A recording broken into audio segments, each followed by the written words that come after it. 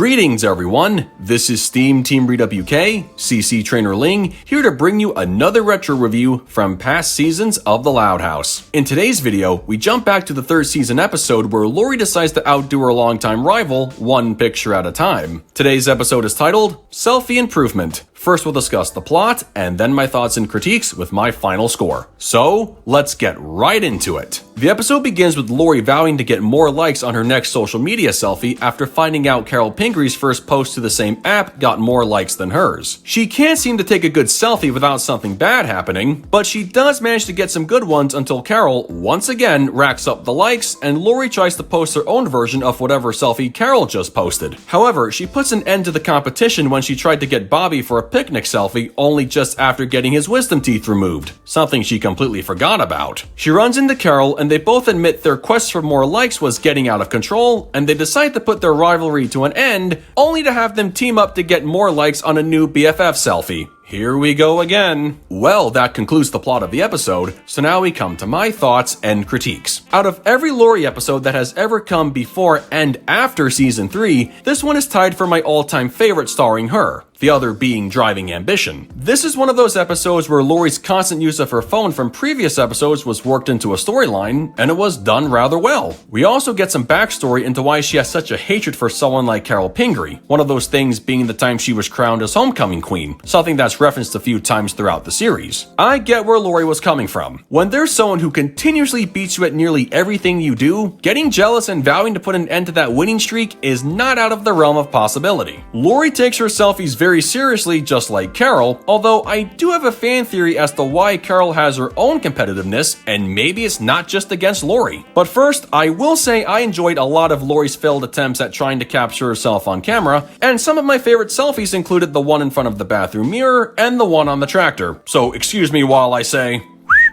Of course, all of her competitiveness did end up hurting a lot more than her chances of popularity. She ended up hurting her boyfriend Bobby, who I'm going to say demonstrated what it means to be a loyal boyfriend. Even though he just got his wisdom teeth pulled and was battling through the pain, he still made the effort to meet up with Lori to take part in her next selfie. She blew him off every chance he wanted to talk through his nervousness about his surgery, and that's what it took to get Lori to stop obsessing over trying to be the best, since it was, and just to paraphrase her character, literally hurting the people she loves. That's when Lori came to accept the fact Carol can be better than her at everything, or so she thinks, but she still has other wonderful things like her boyfriend that make her life worthwhile. She tells Carol the same thing when they meet at the store, and that's where we get the shocking revelation. First off, I'll say Carol is one of those characters we don't know much about, and it's a shame we rarely ever see or hear from her again after this episode and senior moment in Season 4. Anyhow, it would have been a little better if we were given a more proper explanation